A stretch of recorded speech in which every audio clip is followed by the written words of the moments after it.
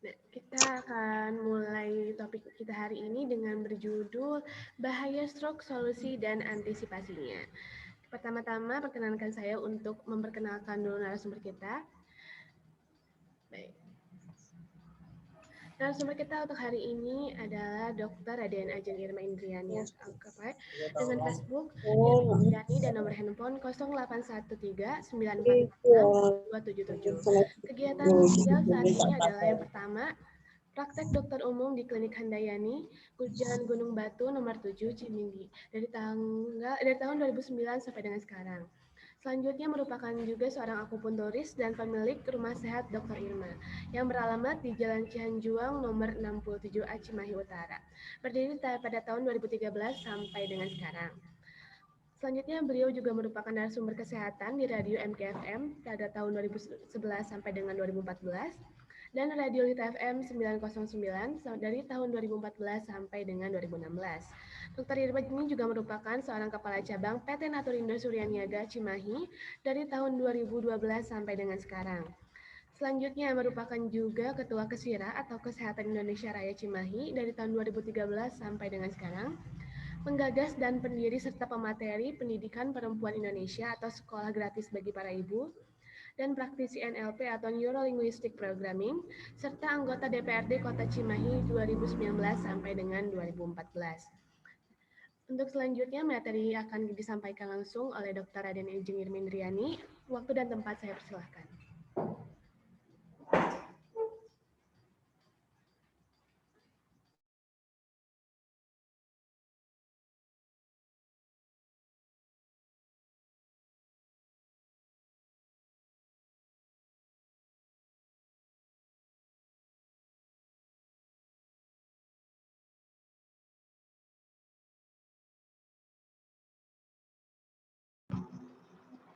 Ya, Assalamualaikum warahmatullahi wabarakatuh. Selamat pagi buat semuanya. Terima kasih, senang bisa bertemu kembali di setiap minggu. Kita setiap hari Kamis biasanya ya, cuman kebetulan kemarin saya tidak bisa, sehingga diundur untuk hari ini.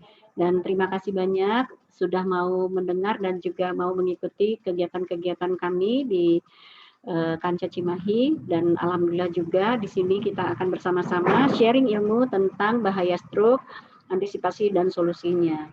Nah, tentu saat ini memang kita tahu bersama bahwa kondisi pandemi corona ini masih terus berlangsung di negara kita, bahkan di seluruh dunia. Tapi tetap hidup harus berjalan, tetap kita juga harus terus melakukan yang terbaik. Jadi jangan kendor, jangan juga kita tidak istiqomah dengan prokes. Jadi tetap jaga kondisi kita, fisik kita, jaga jarak, pakai masker, cuci tangan, dan juga selanjutnya adalah kita membatasi kerumunan dan sebagainya. Nah, saat ini kita menghadapi pandemi corona ini, tentu juga ada penyakit-penyakit lain yang harus kita waspadai, yaitu diantaranya stroke. Penyebab kematian tertinggi di Indonesia tahun 2014 menurut menurut Litbangkes, di sini ada salah satunya yang paling tinggi adalah stroke, baik itu pria maupun wanita. Nah, kita lihat di sini apa penyebab dari stroke itu sendiri atau apa istilah kejadian dari stroke ini.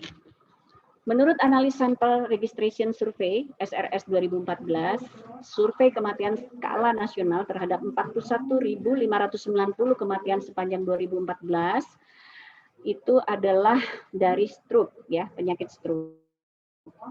Menempati urutan pertama penyebab kematian yaitu sebesar 21,1%, diikuti dengan penyakit jantung 12,9%, baik laki dan perempuan.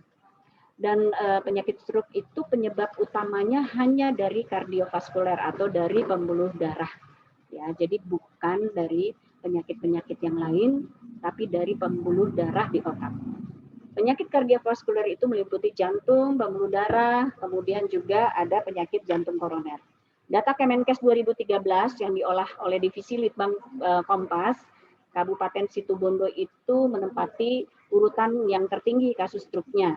Nah, tentu ini menjadi satu PR dari Kabupaten Situbondo ya, karena kenapa bisa menyebabkan stroke itu menjadi penyakit tertinggi di sana. Terus kemudian kita lihat tahun 90-an, stroke itu masih menempati urutan keempat penyebab kematian.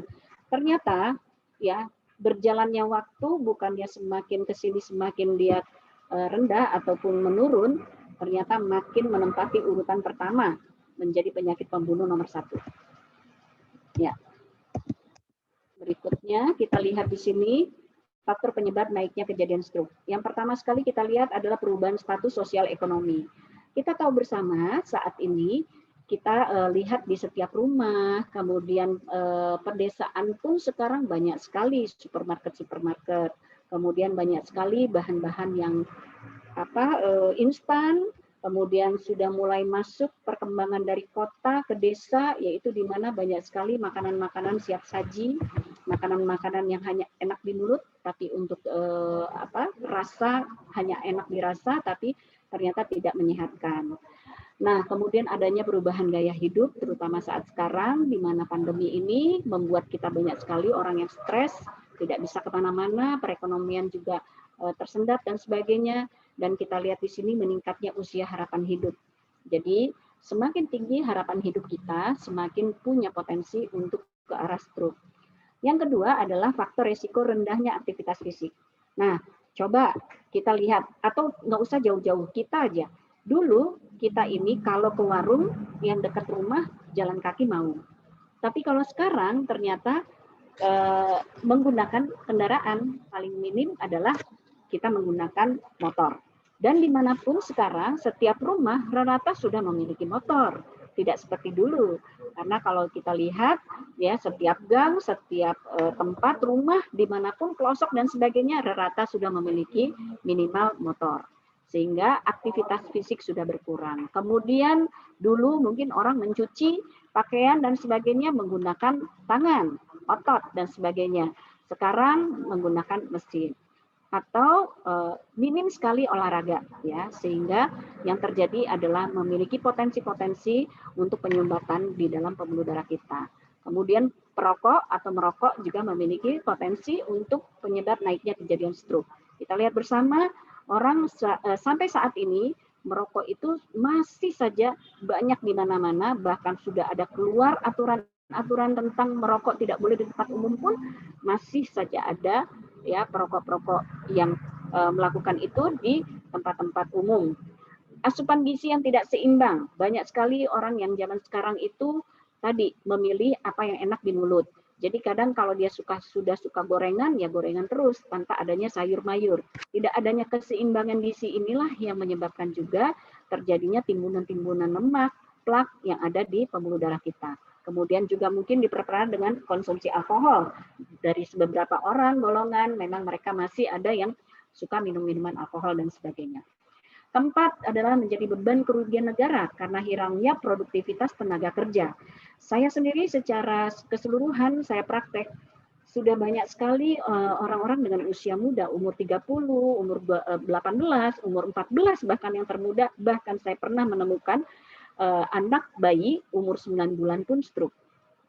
Jadi bisa kita bayangkan bahwa di usia-usia yang harusnya mereka produktif, menghasilkan sesuatu, menghasilkan karya, atau juga mereka memiliki penghasilan, ternyata mereka harus menerima kenyataan mereka kena penyakit stroke. Dan penyakit stroke ini yang membuat banyak sekali beban adalah karena secara fisik dia ada, tapi secara pikiran, secara batin, dia berbeda dengan orang yang dulunya kita kenal.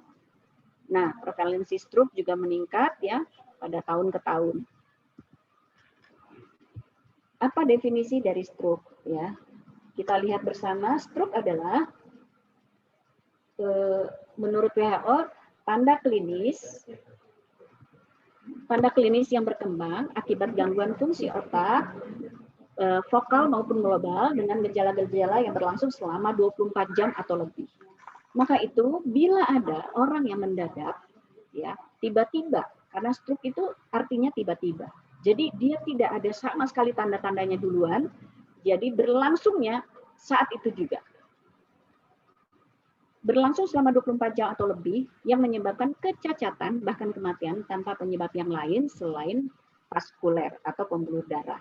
Jadi pada prinsipnya definisi stroke itu adalah gangguan fungsi otak penyebabnya hanya vaskular atau hanya pembuluh darah atau aliran darah. Menurut di Indonesia sendiri, definisi stroke adalah gangguan saraf otak yang disebabkan oleh kerusakan pembuluh darah di otak yang terjadi dalam tempo 24 jam atau lebih yang terjadi secara mendadak. Jadi semua ada range waktu, yaitu 24 jam atau lebih. Makanya ada beberapa orang pada saat misalkan dia tiba-tiba mencong mulutnya, dia berobat, pasti disuruh untuk dirawat dulu, dilihat sampai besok harinya. Ya, kenapa? Karena bisa jadi dia kena serangan stroke ringan, di mana ada yang namanya TIA, ya, transient ischemic attack. Ya, dia hanya terjadi dalam kurun waktu kurang dari 24 jam, dan dari situ dia akan memiliki kendala di tubuhnya, misalkan mendadak tangannya nggak bisa menggenggam, mendadak tiba-tiba dia lemah separuh badan, atau mendadak penglihatannya kabur separuh dan sebagainya. Jadi semua rata-rata mendadak. Ya. Penyebab stroke itu ada dua. Yang pertama adalah yang bukan perdarahan yang disebut ischemic stroke. Ischemic stroke itu dibagi dua juga, yaitu aterosklerosis atau adanya gumpalan yang terlepas atau plak atau aterom. Aterosklerosis adalah pengerasan pembuluh darah arteri yang disebabkan oleh penimbunan lemak. Biasanya terjadi 80% dari kejadian stroke itu sendiri. Jadi yang paling banyak stroke karena bukan perdarahan itu biasanya disebabkan oleh aterosklerosis, di mana terjadinya kekerasan pembuluh darah. Ya, kita lihat di sini ada gambar selongsong dari pembuluh darah kita. Pada saat dia masih baru, kemudian bayi baru lahir dan sebagainya, selongsongnya itu masih polos, belum ada timbunan-timbunan lemak. Nah, setelah dia mulai merasakan makanan-makanan, memilih makanan-makanan, lebih senang yang kering-kering, tanpa ada sayur mayur dan buah-buahan, mulailah terbentuk yang namanya timbunan lemak atau plak. Nah, dari situ lama-lama, kalau tidak ada yang menetralisirnya atau tidak ada yang membuat penyumbatannya ini terbuka dan sebagainya, dia akan memperkecil dan lama-lama inilah yang menjadi penyebab dari hipertensi. Atau ada gumpalan darah yang terlepas dan terbawa aliran darah dan menyangkut di pembuluh darah yang kecil. Nah, ada hal-hal yang dimana kita kadang tidak aware ke sana. Jadi, plak ini atau aterom ini bisa lepas, ya kayak kita lihat di gambar ini, bisa lepas terbawa aliran darah masuk ke aliran darah di otak. Nah, pada sampai di otak, karena aliran darah di otak itu kayak jejaring laba-laba, jadi dia bisa menyumbat ke yang lebih kecilnya lagi. Tinggal tergantung di area mana di bagian otak yang dia nyangkut. Misal di area bicara, atau di area melihat, atau di area di mana dia merasakan tangannya seperti tidak kuat menggenggam, lemah, ya, tidak bisa dilawan, dan juga mungkin bisa juga pada kaki yang lemah dan sebagainya. Tinggal tergantung area mana yang terkena. Next. Kemudian penyebab stroke yang berikutnya adalah stroke hemoragik atau perdarahan, yaitu terjadi 20% dari seluruh penyebab stroke dan biasanya menjadi penyebab utama kematian.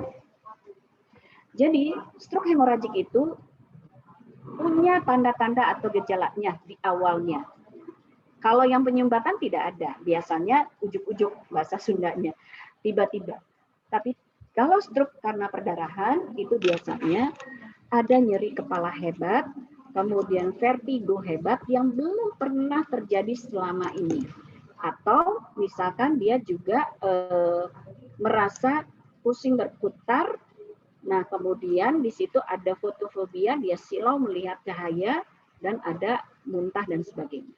Nah, ini tidak bisa dibiarkan karena bisa jadi ini menjadi cikal bakal timbulnya namanya stroke hemoragik atau adanya aneurisma, ya. Kemudian stroke hemoragik sendiri adalah adanya pembuluh darah otak yang terkoyak atau pecah yang diakibatkan karena hipertensi yang menahun. Nah, orang yang hipertensi itu yang perlu diwaspadai. Kenapa? Karena kadang-kadang tanpa sadar, karena seringnya tinggi, ternyata dia sudah melampaui batas dari otoregulasi. Sebenarnya pembuluh darah kita itu akan bisa beradaptasi atau dia akan lentur manakala autoregulasi dari hipertensi ataupun dari tensi darah kita itu ada batasan normalnya yang masih bisa ditoleran oleh tubuh, yaitu di mana masih di kisaran 130 ke 80. Kenapa harus kita pertahankan di situ? Karena pada saat kita batuk, mengejan, bersin, mendorong, mengangkat berat, dan sebagainya, itu ada penambahan 50 dari tensi normal biasanya. Sehingga kalau kita memang selama ini tensi kita 160, kemudian atau 180, itu kita menganggap biasa-biasa saja. Nah, itu hati-hati. Kenapa? Karena di 160 sampai 180, begitu kita mengangkat berat, mendorong, bersin, batuk, atau sedikit saja kita berbicara keras, emosi, marah, dan sebagainya, naiklah lonjakannya menjadi 50. 160 tambah 50, 210. Tanpa sadar, mendadak pecah pembuluh darah otak, itu bisa terjadi. Tapi manakala kita masih di range 120, 130, nambah 50, masih di 180. Nah, kalau 180 per 90 atau per 100, tubuh masih menganggap ada autoregulasi. Jadi masih dibaca normal oleh tubuh kita sendiri. Itulah sebabnya kenapa kalau hipertensi berusahalah untuk terkontrol dan juga turun kurang dari 140. Kemudian karena kelainan pembuluh darah bisa juga menyebabkan stroke hemoragik, yaitu aneurisma. Aneurisma itu seperti bisul di pembuluh darahnya, baik itu pembuluh darah besar maupun pembuluh darah kecil. Biasanya dia ada di persimpangan atau percabangan dari pembuluh darah. Ya.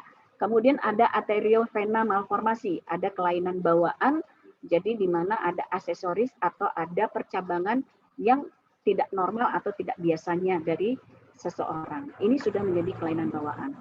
Atau ada komponen darah yang lain yang punya kelainan, yaitu hemofilia atau thalassemia. Potensi untuk menjadi stroke itu menjadi lebih besar.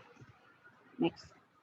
Nah, stroke hemoragik itu penyebab utamanya adalah perdarahan subarachnoid, ya, subarachnoid hemoragik.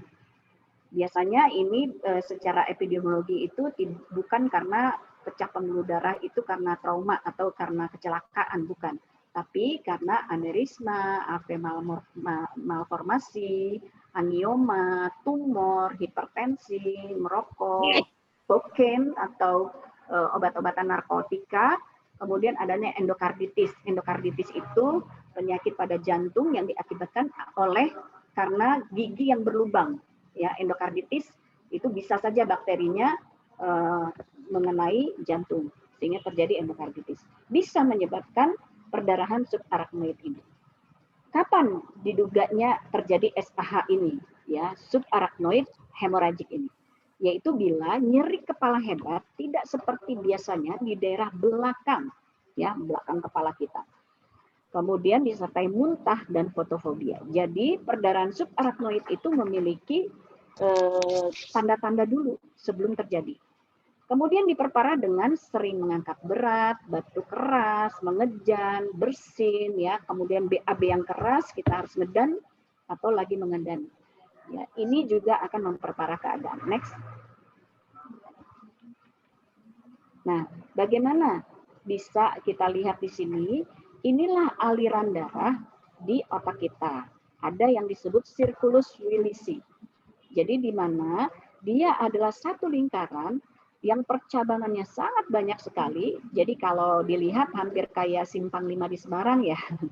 Siapa yang dari Semarang? Ya, jadi kita lihat di sini bahwa circulus Willisi ini adalah aliran darah utama yang ada di otak kita. Bayangkan dari sekecil itu dia masuk ke setiap girus dari otak kita, ya. Kemudian percabangan-percabangan kecilnya, kebayang dong kalau ini terjadi penyumbatan. Tentu di area situ tidak dapat nutrisi atau tidak dapat aliran darah. Otomatis itulah yang membuat orang menjadi lemas separuh atau tidak terasa baal ataupun mendadak tidak bisa menggerakkan atau lumpuh. Nah, komplikasinya adalah bisa perdarahan ulang atau terjadi vasospasme atau menciut, ya, vaskularnya. dan kita harus melakukan CT scan dalam 24 jam. Jadi kalau sudah seperti ini perlakuannya harus ada di ruangan yang tenang dan agak gelap. Next. Kejahatan tentang stroke. Gejala secara umum adalah apa saja, ya. Banyak sekali sebenarnya, tapi pada umumnya ada 8 gejalanya. Yang pertama, mati rasa mendadak pada wajah.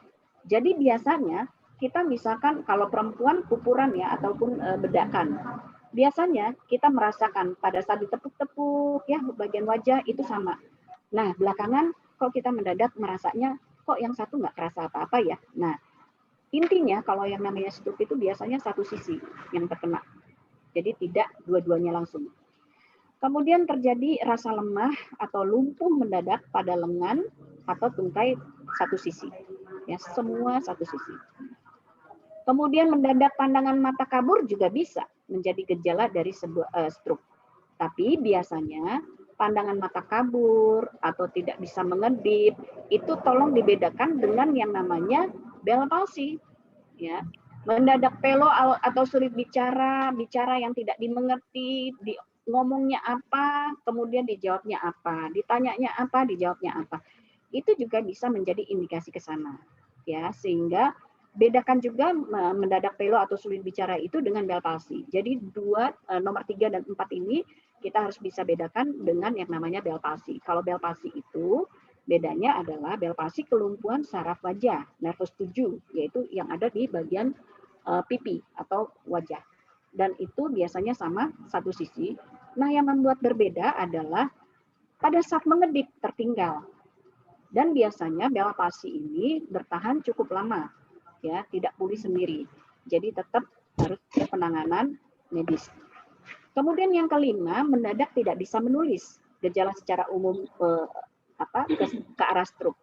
Jadi bisa jadi dia lagi nulis atau lagi mau tanda tangan ternyata tidak bisa. Jadi mendadak dia lepas, lemah, ya, tidak bisa mengangkat atau memegang bolpen, ya, atau motorik halusnya yang bermasalah. Kemudian yang keenam, mendadak sulit berjalan, kehilangan keseimbangan atau koordinasi anggota tubuh. Yang ketujuh, sakit kepala hebat atau vertigo parah tanpa penyebab. Yang kedelapan, gangguan kesadaran atau sampai bisa pingsan. Ya. Bagaimana menurut sisi otak yang cedera?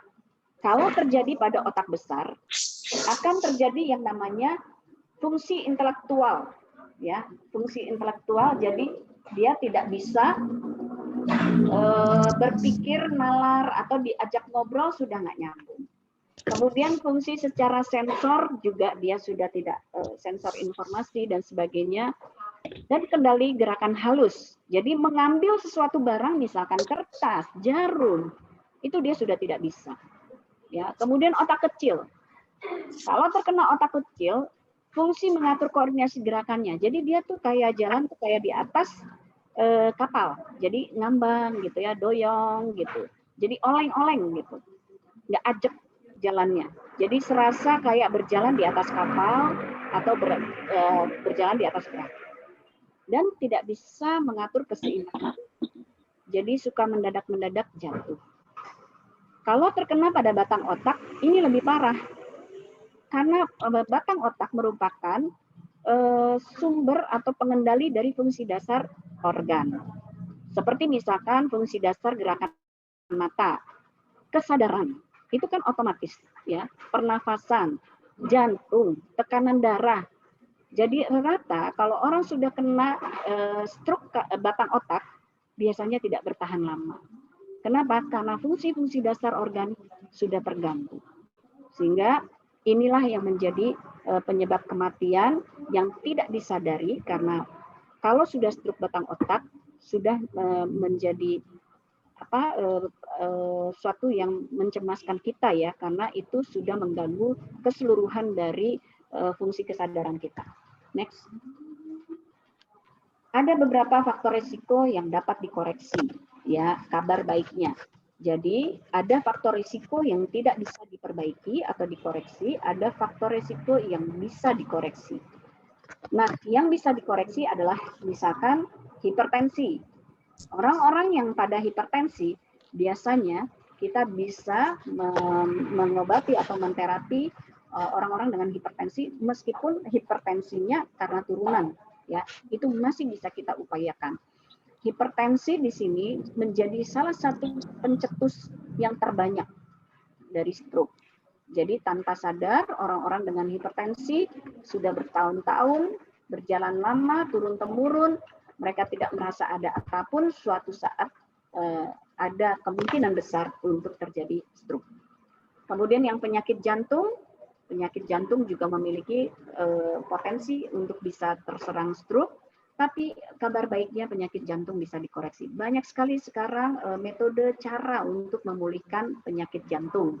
Bahkan di antara terapi-terapi yang ada salah satunya yang untuk ke plak ataupun memperbaiki dari penyumbatan-penyumbatan yang ada di jantung, ada dimiliki oleh beberapa perusahaan, atau juga metode terapi dari holistik, ada dengan menggunakan cara-cara hirudo ataupun dengan lintah. Kemudian gangguan pembuluh darah koroner gitu ya, kita juga lihat bahwa ada beberapa yang sudah memiliki produk-produk yang membuat pembuluh darah kita menjadi lebih bagus, kemudian pembuluh darah kita juga luruh ya si penyumbatan-penyumbatannya dengan beberapa herbal ataupun jamu. Kemudian juga di sini bisa kita koreksi juga untuk yang diabetes, ya pasien-pasien dengan diabetes bisa kalau dia dengan kontrol yang baik, dengan rutin dia berobat atau rutin dia meminum jamu ataupun herbal untuk mengurangi gejala diabetesnya ataupun mengurangi nilai skor dari diabetesnya atau kadar gulanya. Kemudian pernah stroke sebelumnya juga bisa memungkinkan untuk terjadinya stroke. Jadi stroke itu bisa sampai ada yang 2 kali, 3 kali gitu ya. Jadi jangan cepat puas dengan yang sudah sembuh dengan stroke, tetap harus dijaga atau apalagi dengan usia yang sudah semakin tua. Kemudian kadar lemak tinggi, hiperlipidemia atau kolesterol. Nah, ini juga bisa ya dikoreksi, banyak sekali metode atau cara ya, nanti juga akan dipresentasikan oleh konsultan terapi herbal dari PT Naturindo Fresh, PT Naturindo Surya Niaga, dan juga ada kadar asam urat tinggi yaitu hiperurisemia. Ya, asam urat tinggi itu biasanya akan mempengaruhi juga ke arah ginjal, bisa membentuk kristal sehingga terjadi yang namanya batu ginjal. Kadar kriminogen tinggi, kegemukan juga mempengaruhi faktor risiko untuk stroke. Merokok, kemudian kurang olahraga, aktivitas fisik ternyata membuat aliran darah kita melambat, ya kental, sehingga kurang bisa mengangkut sampai ke pembuluh darah otak. Stres menjadi pemicu juga saat ini, ya, dan makin banyak dengan adanya pandemi ini orang-orang yang stres karena banyak yang di rumah atau banyak sekali yang mungkin sekarang sudah tidak bekerja dan sebagainya, sehingga untuk kehidupan sehari-hari mereka sangat berat. Jadi tanpa sadar mempengaruhi pembuluh darah di otak kita. Trauma kepala atau cedera itu juga mempengaruhi untuk faktor resiko yang bisa kita koreksi. Andai kata trauma kepalanya sudah pulih, tentu kita bisa mengkoreksi untuk mencegah supaya tidak menjadi stroke. Next.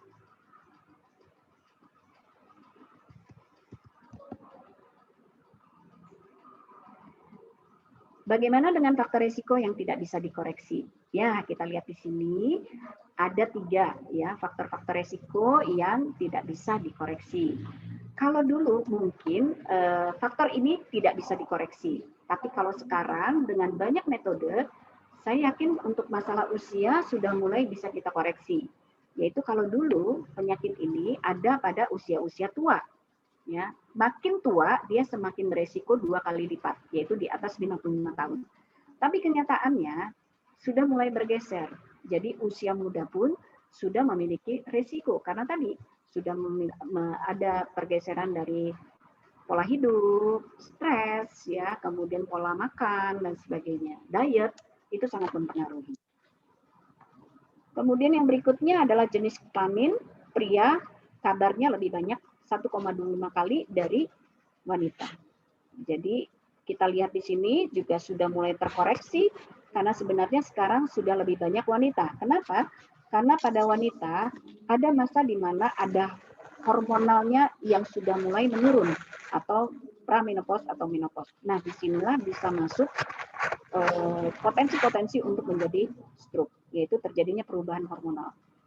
Yang ketiga, garis keturunan.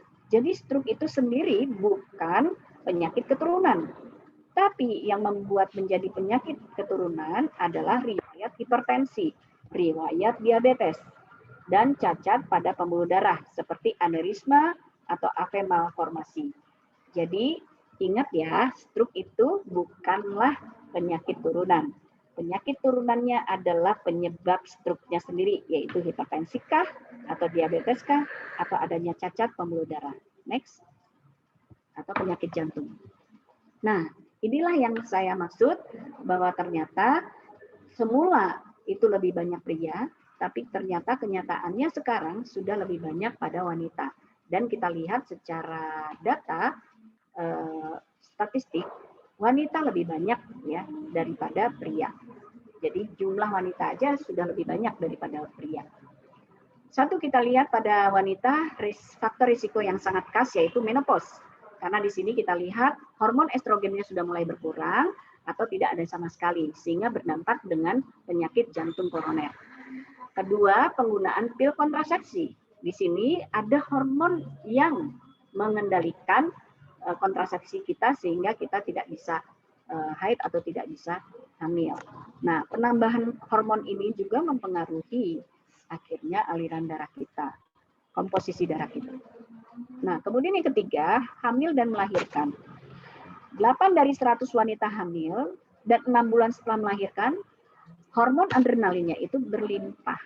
Sehingga kelebihan-kelebihan hormonal ini mempengaruhi aliran darah atau pembuluh darah. Kemudian wanita hamil di usia muda itu menjadi 5-10% menjadi penyebab kematian ya dari kelainan pembuluh darah otak. Jadi hamil di usia muda ternyata tidak baik. Hamil di usia muda di usia berapa ya? Di kisarannya pada saat baru-barunya kita kalau pada wanita haid pertama ya. Kemudian yang mendapatkan terapi sulih hormon. Makanya sekarang banyak dokter-dokter itu tidak memberikan terapi sulih hormon pada orang-orang yang pramenopause atau menopause. Kenapa? Karena terapi pengganti hormon itu ternyata memicu adanya kelainan pembuluh darah atau memicu bukan kelainan, aliran darah atau pembuluh darah. Ya. Next. Apa saja tanda awal serangan dan sebaiknya secepatnya ke rumah sakit? Yang pertama, kelumpuhan lengan atau tungkai. Jadi kalau sudah seperti ini, jangan coba-coba ke alternatif. Segera, secepat mungkin sebenarnya untuk mendapatkan pertolongan secara medis. Kenapa? Karena kalau kurang dari 3 jam, kejadian stroke cacat itu tidak akan terjadi. Tapi kalau lebih dari 3 jam, biasanya sudah mulai ada kecacatan dulu. Sehingga butuh adanya recovery atau adanya rehabilitasi medis. Bicara, adakah cadel, pelo, mulut dan lidahnya mencong, kata-kata yang keluar tidak dimengerti atau afasia, gitu ya. Kemudian kehilangan keseimbangan, gerakan tubuhnya tidak terkoordinasi, terjatuh, pingsan, perasaannya lebih peka atau sensitif, lebih mudah menangis atau tertawa, ya. Jadi ujuk-ujuk nggak ada apa-apa, nangis. Ujuk-ujuk nggak ada apa-apa, tertawa. Padahal sebenarnya dia sudah ada tanda-tanda awal untuk terkena stroke. Kemudian yang kelima adalah penglihatan yang mulai terganggu, mendadak tiba-tiba gelap separuh, ya, atau sesaat, atau penglihatan double, ya, ganda. Kemudian yang keenam adalah kencing yang tidak disadari, atau inkontinensia urin, ya, atau mendadak dia sering sekali berkemih tapi tidak ngompol, ya, ibaratnya seperti itu. Yang ketujuh adalah vertigo hebat dengan muntah dan fotofobia. Kedelapan adalah pendengaran terganggu, tuli. Kemudian kesembilan, muncul gangguan kesehatan apapun itu yang mendadak. Segala sesuatu yang mendadak harus dicurigai sebagai serangan stroke. Next. Nah, bagaimana pertolongan pertama sebelum dibawa ke rumah sakit? Ingat sekali lagi, kejadian yang sangat penting adalah bagaimana kita mengevakuasi, membawa klien atau pasien ini ke rumah sakit. Ya, yang pertama sekali adalah mula-mula jangan pernah ya membangunkan atau pada saat dia pingsan kita minumkan air putih atau air hangat, air gula, dan sebagainya. Tapi yang terutama sekali, yang pertama sekali pada saat dia pingsan atau lemah separuh badan atau tidak bisa membuka mata adalah tekan di daerah rencong, ya, daerah sini, tekan sekuatnya. Kemudian di daerah heku, ya, di daerah yang di bawah dari tulang telunjuk tangan antara pertemuan dengan jempol, ya, di situ ada heku. Itu dulu saja. Nah, kemudian jangan sekali-kali ya mendudukkan orangnya setelah dia sadar. Harus tiduran terlentang, kepala diganjel bantal sedikit, 30 derajat. Kemudian jangan memberikan obat-obatannya, oh mungkin dia diabetesnya lagi tinggi, kita kasihlah obat diabetes. Jangan pernah memberikan obat-obatan apapun, harus secepatnya dibawa ke rumah sakit dengan cara terlentang, tidak boleh jalan, tidak boleh dengan duduk. Intinya dia tidak boleh mendapatkan beban untuk supaya oksigen ke otaknya bisa tetap lancar. Makanya harus tiduran. Dan sampai di mobil, dia juga tetap harus tiduran terlentang. Bawa ke rumah sakit, ya, dan tidak boleh merubah posisinya, harus tetap dengan terlentang supaya oksigennya bisa tetap lancar. Karena kalau dia datar, oksigen ke otaknya lancar. Tapi kalau dia duduk, setengah duduk, oksigen ke otaknya susah payah untuk naik. Padahal itu semua bisa saja kekurangan oksigen. Pertolongan pertama yang sangat penting adalah itu, titik rencong, heku, ST36. ST36 juga perlu karena itu yang langsung ke otak, yang langsung membuka jalur-jalur perintah di otak. Ya, segera ke rumah sakit terdekat, setiap detik dan menit begitu berharga. Apalagi mungkin di wilayah kita sudah mulai ada namanya RW Siaga. RW Siaga itu biasanya mereka sudah memiliki link ataupun ambulan yang gratis yang bisa membawa warga masyarakat setempat. Apa saja terapi yang didapat? Ya, yang pertama, secara medis tentu, ya karena kita tahu ini angka medis lah yang menyatakan beliau ini kena stroke, sehingga bawalah ke medis. Ya, bawalah ke medis, ke rumah sakit, ke klinik terdekat, ya, atau ke puskesmas terdekat. Obat-obatan pastilah ya. Kemudian juga mungkin kalau dia terjadi stroke hemoragik atau perdarahan harus operasi. Kenapa? Karena pembuluh darahnya itu ngembeng itu gimana ya? Jadi dia ada di area batok kepala, sorry, batok kepala, sehingga area yang hanya segitu-gitunya itu terdesak oleh adanya darah yang rembes, sehingga harus secepatnya dibuka, biasanya dibor ya, atau biasanya dicopot dulu sedikit tengkorak kepalanya, kemudian barulah bisa diserap oleh otaknya, ya, oleh tubuhnya. Kemudian terapi suportif untuk mencegah komplikasi itu ada beberapa. Fisioterapi itu untuk membantu pemulihan pasca stroke, karena biasanya pasca stroke itu dia lumpuh separuh badan atau lemah. Kalau lumpuh itu kekuatan ototnya hanya 0. Kalau lemah mungkin dia sekitaran 3 atau 4. Jadi masih bisa mengangkat tapi kurang bisa menahan beban. Kemudian bisa juga dengan terapi-terapi nutrisi, pengaturan pola makan, diet yang seimbang, kemudian akupuntur, akupressur, atau yang lain. Next.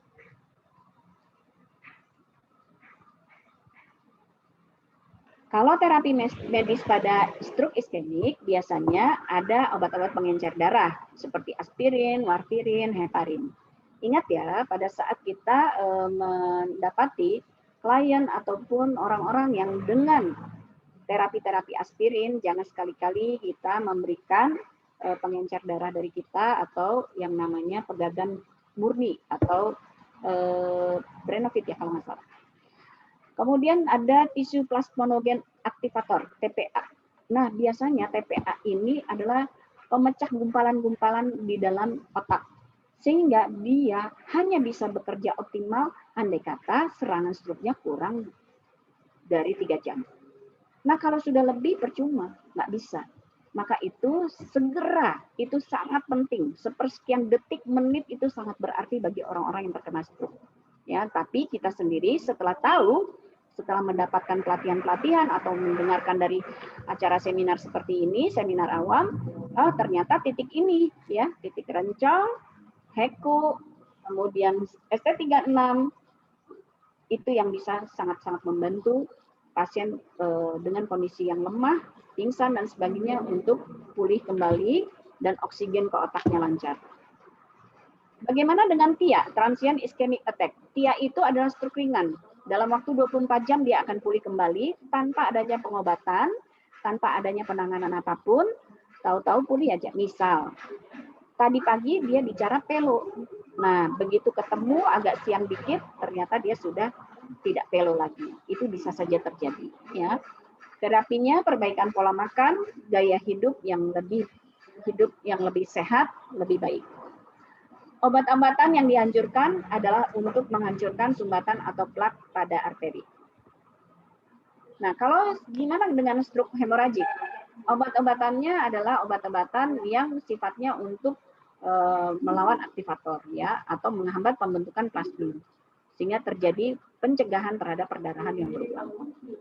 Kemudian bisa juga harus segera dilakukan terapi bedah, yaitu mengeluarkan darah yang tumpah ke otaknya. Kemudian bila ada aneurisma, ya dapat diintervensi dengan radiologi. Kayak sekarang kita tahu di RSPAD Gatot Subroto sudah membuka yang namanya pelayanan DSA. Ya, jadi adanya terapi yang luar biasa dari Dokter Terawan kala itu. Dengan adanya DSA ini mampu membuat pasien dengan stroke ini pulih atau selamat karena tidak harus membuka atau mengoperasi besar, tapi cukup dengan ada memasukkan alat sebesar rambut ya, selebar rambut masuk ke dalam arteri femoralis di pangkal paha sehingga dia bisa masuk melalui aliran darah itu ke arah otak, sehingga di situ andai kata dia ada aneurisma, andai kata dia ada penyumbatan, itu langsung dihancurkan dengan alat tersebut. Next. Terapi suportif diberikan untuk memperkuat organ vital dan mencegah komplikasi stroke ya, dan merevitalisasi pembuluh darah. Jadi kita lihat terapi-terapi suportif di sini itu sangat-sangat membantu sekali untuk memulihkan kondisi pembuluh darah otak. Sekitar 25% pasien stroke akan mengalami perburukan. Jadi jangan juga cepat bergembira manakala pada saat sudah ada penanganan, ada dalam masa pemulihan itu dirawat biasanya 10 hari. Nah, biasanya di situ ada hari di mana mungkin hari kedua atau ketiganya terjadi perburukan. Biasanya disitulah yang harus betul-betul dipantau dengan ketat. Ya, misal kalau dia hipertensi akan terjadi hipertensi yang lebih. Ya, dan biasanya 2 hari atau 48 jam kemudian akan turun dengan sendiri. Begitu juga dengan kadar gula darah. Dia meningkat dulu karena apa? Terjadi shock ya di dalam tubuh pasien tersebut. Next. Apa saja komplikasi akutnya? Bisa terjadi gangguan jantung, gangguan pernafasan, bisa saja detaknya ya yang tidak beraturan, kemudian nafasnya yang kurang ya, saturasi oksigennya kurang, kemudian bisa saja dia ada infeksi saluran kemih karena biasanya dipasang kateter atau misalkan dia lebih banyak tiduran, statis, sehingga banyak hal yang terjadi di dalam tubuhnya dengan tidak adanya gerak. Kemudian bisa juga kejang, bila mana ada tekanan intrakranial yang tinggi, dia bisa kejang karena terjadi kelistrikan di otak.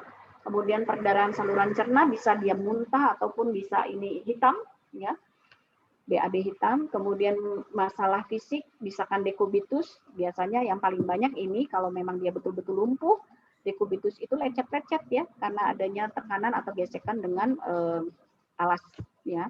Kemudian nyeri pundak, pneumonia bisa juga terjadi adanya serangan bakteri di dalam paru-parunya. Karena tadi statis ya, sehingga ngembeng, cairan-cairan itu di bawah. Kemudian bisa juga adanya masalah emosi, moodnya terganggu. Orang-orang seperti ini biasanya sensitif, apalagi kaum bapak biasanya atau pria, kalau sudah terkena penyakit, nggak usah stroke ya, sakit biasa aja dia akan lebih sensitif dan peka. Apalagi seperti ini, seolah-olah bagi dia kalau yang terjadi stroke pada pria membuat dia tidak berdaya dan tidak produktif. Banyak sekali yang beliau pikirkan sehingga menjadi beban psikis dan akhirnya muring-muringan, ya, stres dan sebagainya. Saja terapi tambahan yang menunjang. Ya, yang pertama ada terapi nutrisi atau diet, di mana kita harus mengurangi garam pada orang-orang hipertensi, lemak jenuh, ya, pada orang-orang yang kolesterol tinggi, kemudian memperbanyak asupan serat. Ya, dalam hal ini bisa buah-buahan, sayuran yang warna-warni, merah, kuning, oranye, ya, ungu. Kemudian ikan laut. Ikan laut dalam biasanya ada pada omega, ada mengandung omega 3. Kita juga di sini melihat butuh antioksidan tinggi, ya, yang dari kedelai bisa karena sangat bagus, yaitu omega soya. Kemudian terapi herbal di sini kita lihat juga untuk menghambat perkembangan faktor-faktor pencetus stroke. Ya, kalau hipertensi ada sendiri, kemudian apalagi nanti kita akan bahas lagi. Next.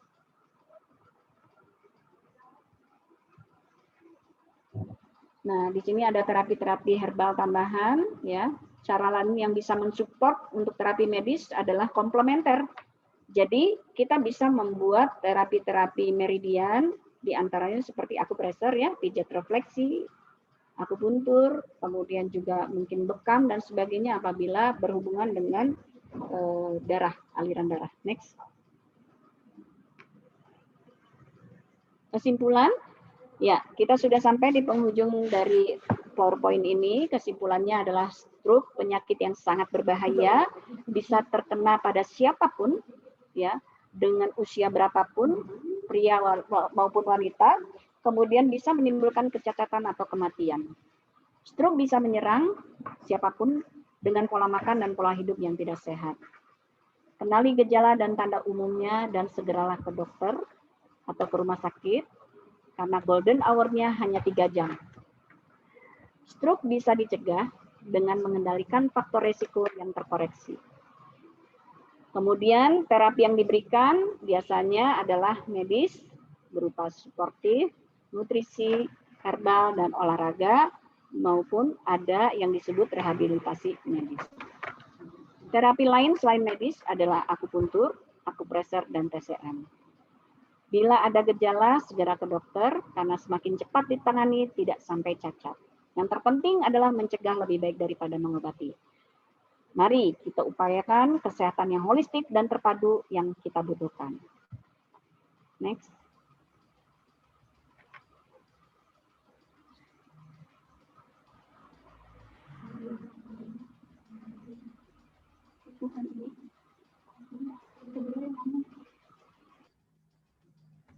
Oke, baik. Terima kasih untuk Dr. Inma atas penjelasannya mengenai stroke. Dan kita sudah mendapat banyak ilmu ya tentang bagaimana pencegahannya, bagaimana stroke-nya, seperti apa, dan cara penanganannya pun seperti apa. Nah, pertama-tama saya mau ucapkan terima kasih dulu kepada yang setia ya sampai materi habis ini. Masih bersama kami, tapi tenang, ini belum selesai karena setelah ini kita akan mendengarkan bagaimana sih solusi terbaik dari penyakit stroke ini. Nah, atau ada yang mau bertanya dulu tentang penyakit stroke? Kalau misalnya ada yang mau bertanya dulu, silakan saya buka pertanyaan, bisa dibuka mikrofonnya atau bisa juga ditulis di kolom chat. Terima kasih kepada Bapak Jarot yang sudah bersedia bergabung dengan webinar kami, Ibu Siti Aisyah, kepada Bapak Bambang Ahmad Nugroho, Ibu Dia, Ibu Fitri, Ibu Lani Lim, terima kasih juga. Terus kepada kanca-kanca Natrindo lain di Kabupaten Semarang, di Kanca Blora, tadi juga ada Ibu Nurhayatina dari area, terima kasih juga ya. Kalau misalnya ada yang ingin bertanya, silahkan bertanya ya Pak, Bu.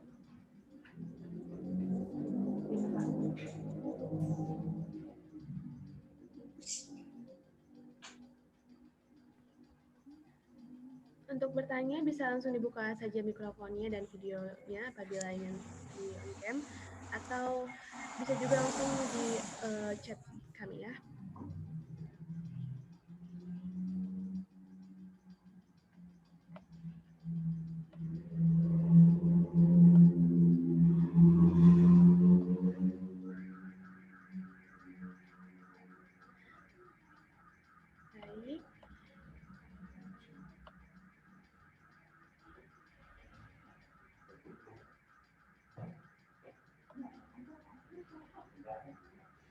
Ada yang ingin bertanya mengenai materi stroke yang tadi disampaikan oleh Ibu Dr. Irma?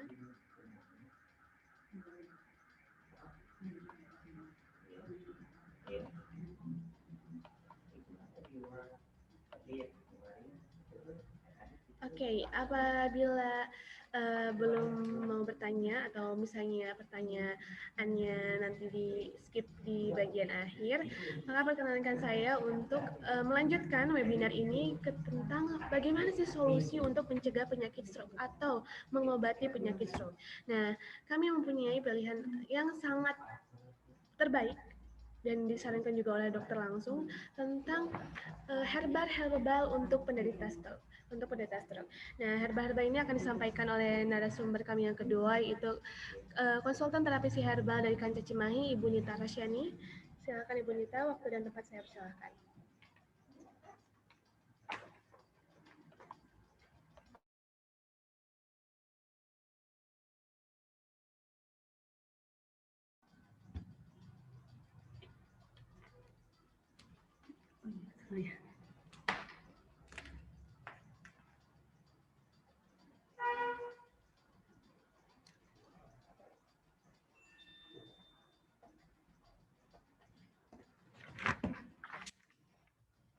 Assalamualaikum warahmatullahi wabarakatuh. Terima kasih kepada Bu Dokter yang sudah menyampaikan materi stroke dengan sangat lengkap. Perkenalkan, saya Nita Rosyani, konsultan terapi herbal yang akan menyampaikan materi mengenai herbal stroke.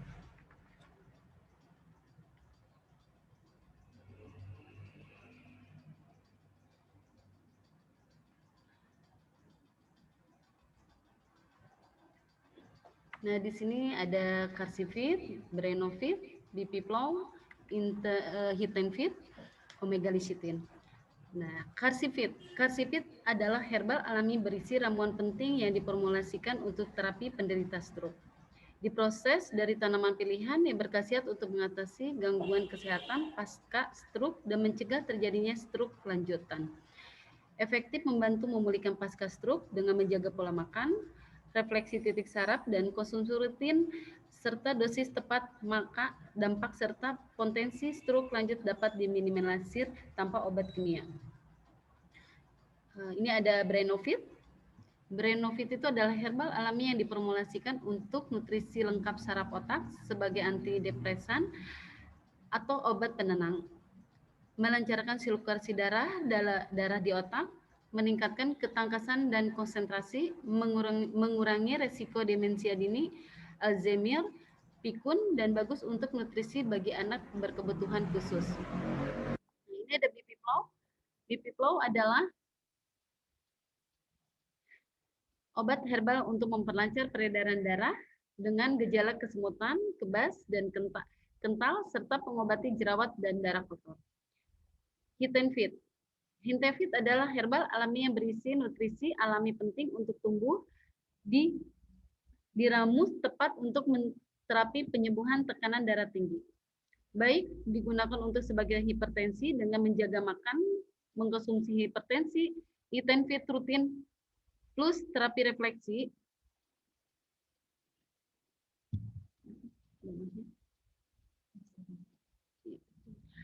Omega 369 soya lecithin adalah lecithin dari kedelai protein berkualitas tinggi, mengandung asam lemak tak jenuh.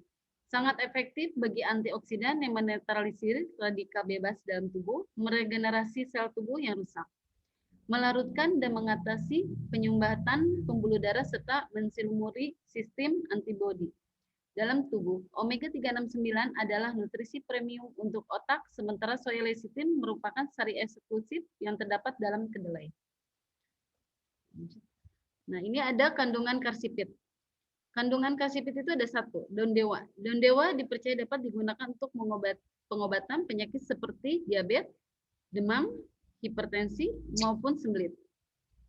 Selain itu, daun dewa juga dipercaya dapat mengobati penyakit ginjal dan rematik. Manfaat daun dewa selanjutnya yaitu antihipertensi dan kardioprotektif yang dipercaya dapat sebagai pelindung jantung.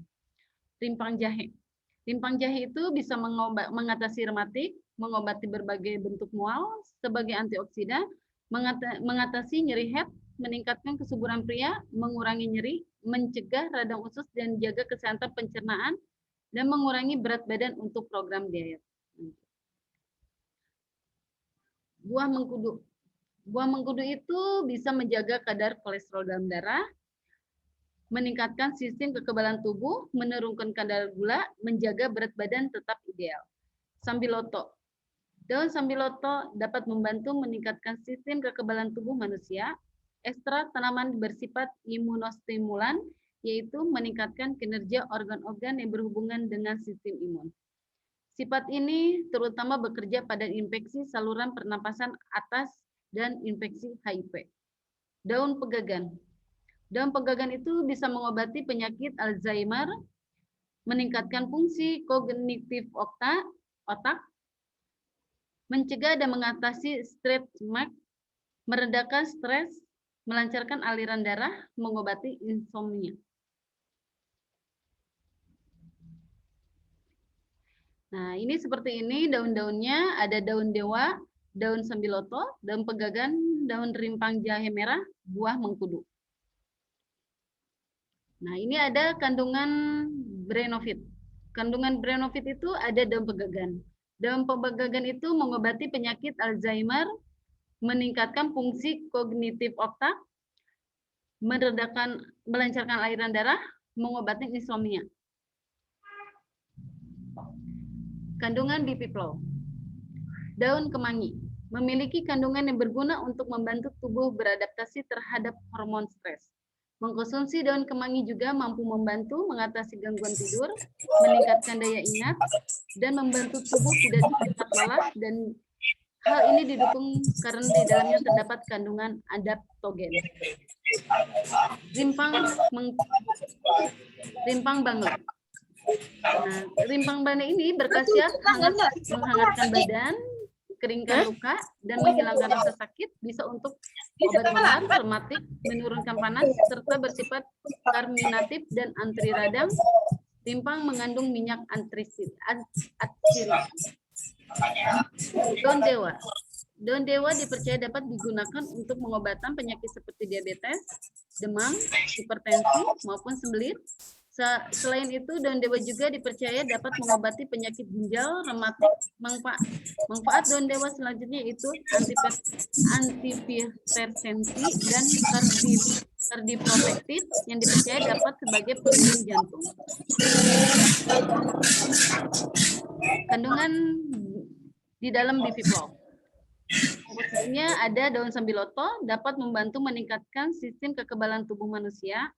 Ekstrak tanaman ini bersifat imunostimulan, yaitu meningkatkan kinerja organ-organ berhubungan dengan sistem imun. Sifat ini terutama bekerja pada infeksi saluran pernapasan atas dan infeksi HIV. Daun pegagan mempercepat penyembuhan luka, mengobati Alzheimer, mengatasi, meredakan stres, melancarkan aliran darah. Balik. Nah, ini daun bermacam-macam gambar daunnya, ada daun kemangi, rimpang bangle, daun dewa, daun sambiloto, daun pegagan. Kandungan hitenfit. Kandungan hitenfit itu ada daun salam. Daun salam itu bisa mengobati darah tinggi, mengobati asam urat, mengatasi masalah pencernaan, mengurangi nyeri, mengontrol diabetes, menjaga kesehatan rambut, mempercepat persembuhan luka. Daun seledri. Daun seledri ini bisa menurunkan kadar kolesterol tubuh, menurunkan tekanan darah, menjaga kesehatan organ hati, mencegah dehidrasi. Daun tempuyung. Daun tempuyung itu bisa menjaga tekanan darah, mengatasi asam urat, mengatasi batu ginjal, mengatasi gangguan telinga. Kandungan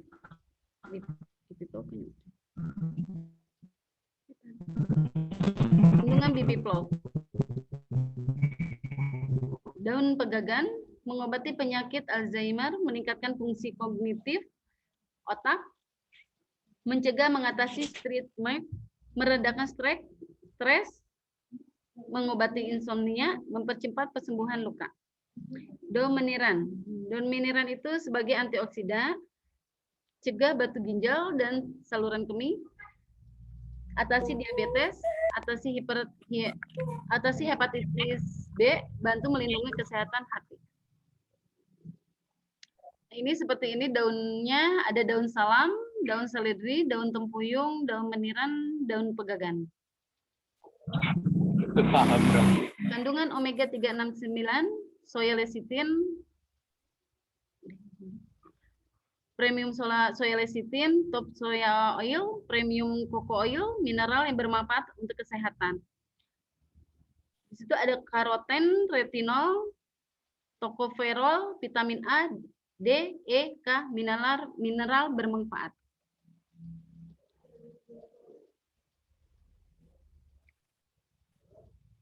Ini ada gambar-gambarnya seperti ini, lecithin kedelai, soya oilnya, cocoa oilnya. Sekian materi mengenai herbal stroke yang saya bawakan tadi. Saya kembalikan ke host, kita silakan Teh Dila. Terima kasih. Assalamualaikum.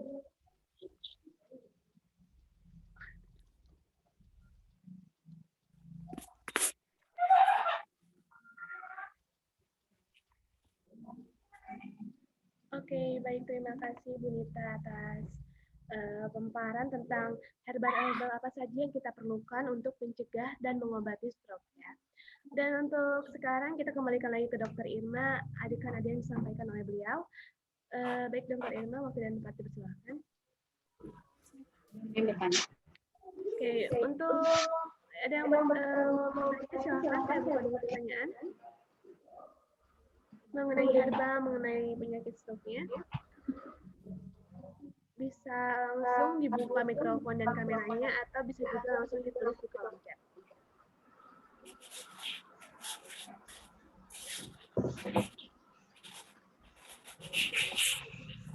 Bacain protokol kesehatannya.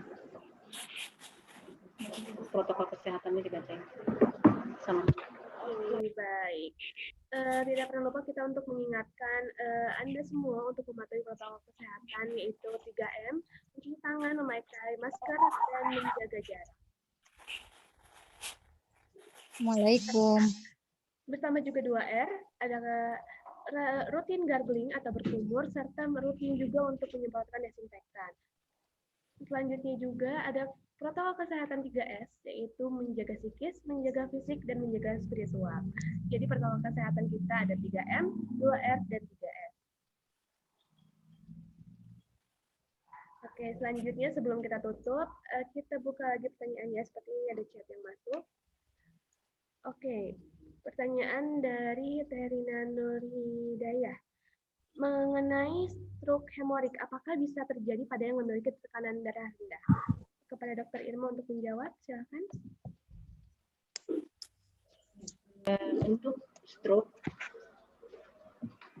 pada hipertensi biasanya juga bisa terjadi karena yang pembuluh darahnya juga bisa kolaps atau bisa menyempit ya.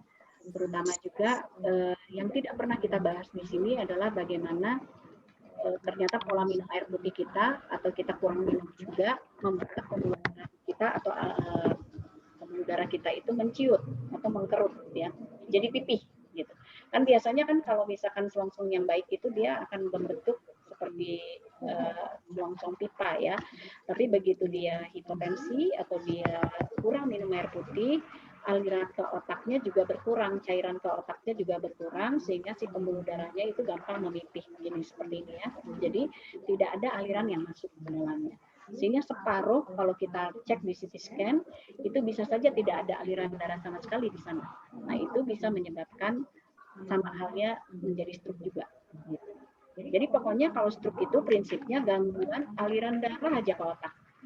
Jadi bukan karena saraf gitu. Itu yang biasanya terjadi pada orang stroke. Ya mungkin itu pertanyaannya. Oke. Sudah selesai ya. Terima kasih. Oke, baik, terima kasih Dr. Irma atas jawabannya. Kepada partisipan yang lain, apabila ada yang kurang jelas, ada yang ingin ditanyakan kembali, silahkan. Waktu pertanyaan masih kita buka. Silahkan Anda bisa tulis pertanyaan Anda di kolom chat atau bisa langsung juga tanya jawab dengan membuka mikrofon dan videonya.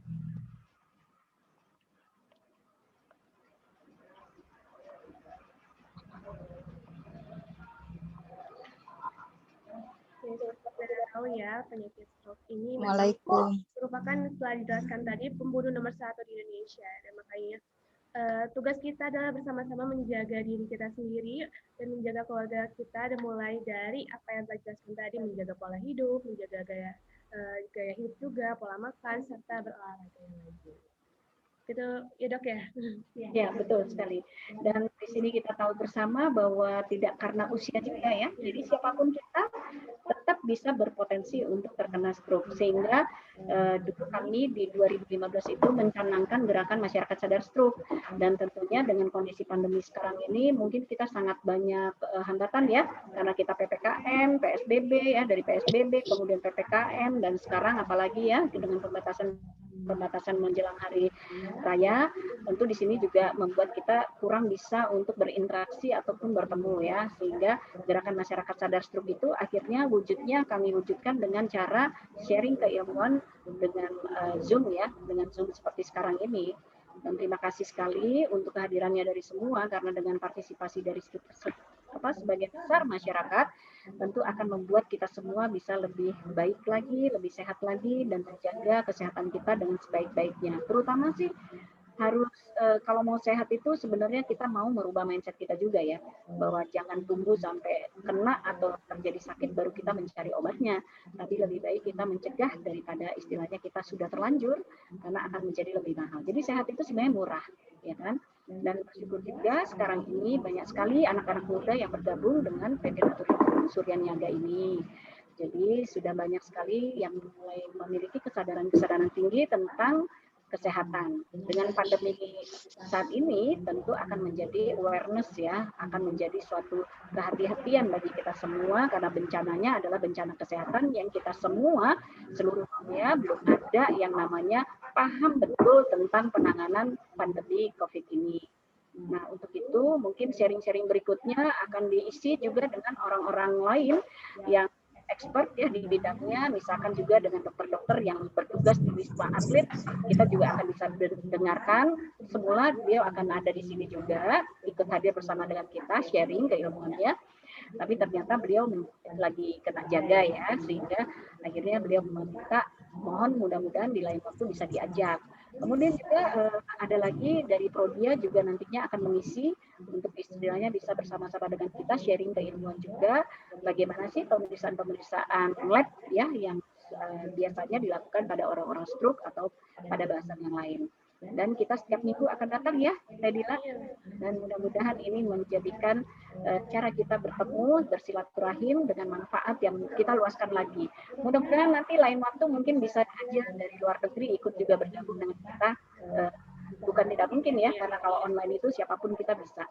Ya, tetap semangat, jaga kondisi kita, jaga hati kita, kalbu kita, dan sekali lagi mohon maaf lahir dan batin atas segala kekurangan saya dan juga penyajian kami yang mungkin dengan sederhana ini, karena jujur saja mungkin baru ketiga kali ya kita ya untuk Zoom online ini, bagaimana kita bisa mentransfer knowledge, edukasi masyarakat dengan cara-cara selama pandemi ini kita tidak boleh bertemu, berkerumun dan sebagainya, tapi tidak kehabisan akal, tidak kehabisan cara. Dan terima kasih banyak kepada Direktur Utama dalam hal ini sudah memberikan kami kesempatan untuk membuka link Zoom untuk kita gunakan di kancah Cimahi, dan mudah-mudahan kancah yang lain juga ya kita bergeliat bersama, maju bersama, berkembang bersama, sehingga kita ready to for the future itu bersama-sama. Mungkin itu dari kita ya di sini, Lila. Saya terima kasih banyak. Ya, baik, terima kasih. Ya, boleh ya, boleh saja, Manda silakan. Kalau mau dengan senang hati, tinggal minta emailnya ya. Nanti mungkin kita akan bagikan dengan emailnya. Terutama mungkin di lain waktu kita juga akan ada topik-topik yang menarik kayak yang sebelumnya kemarin kita tentang berkunjit ya.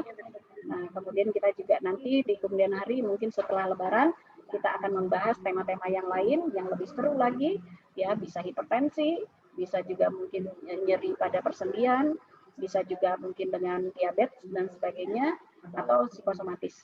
Jadi tunggu saja kabar dari kami, jangan bosan untuk bertemu dengan kami, karena kami di sini ingin selalu berbagi yang terbaik bagi kita semua.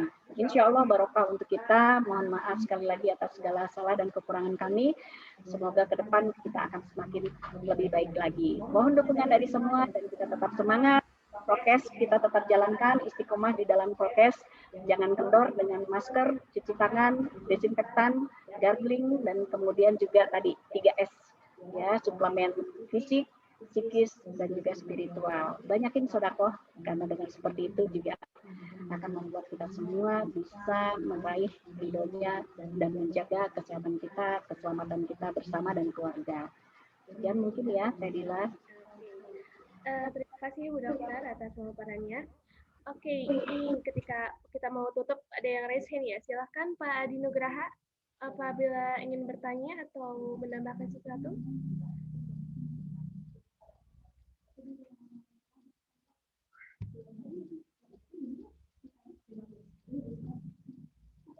Ya Pak Adi Nugraha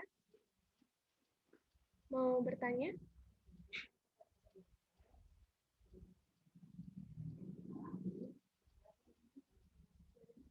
Oke, baik. Untuk ibu-ibu dan bapak-bapak yang menginginkan materi atau menginginkan agar materi ini diulang, jangan khawatir karena materi ini akan kami diunggah di channel YouTube NSN Cimahi. Nanti bisa di search di situ. Jangan lupa juga untuk like, komen, dan subscribe ya. Dan berhubung kita sekarang banyak partisipannya, boleh dong kita buka kameranya ya Pak ya, Bu. Kita buka kameranya, kita selfie bareng. Yuk. Kita buka kameranya ya semuanya. Ya, Kanca Blora, Ibu Nia, Ibu Fitri, Bu Endah, Bu Metra. Silahkan. Ada Mas Aldrin juga ya, ada Bu Rosa juga. Kita foto ya semuanya sama-sama. Nyum. Oke.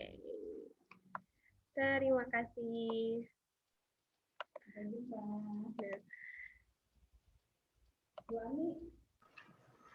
Bu Ami, ya Allah. Mbak Yun.